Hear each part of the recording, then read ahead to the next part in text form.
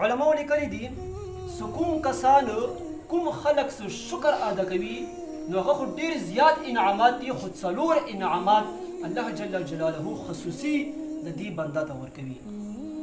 یو انعام دغه دی چې څوک الله جل جلاله په نعمتونو باندې شکریا ادا کوي، الله وایي دې ته زه نور هم ورکوم لازیدنکم. دغه وعده نه دی، دا حکم دی چې نور به هم زه انعامونه به زه نور دې ته نور هم ورکوم. دویم غټ انعام دغه دی چې دې سړي ته الله جل جلاله معرفت حاصلېږي. څومره غټ انعام شو. دریم انعام دغه دی څوک چې شکر ادا کوي نو الله فرمایي چې د دې شیطان به دینه د شر نه به دغه کس محفوظ وي. څومره غټ انعام شو. او اخري انعام دغه دی الله جل جلاله ته به انتهایی قریب ترین په بندګانو کې به دغه شی شامل شي. زما عزتمندو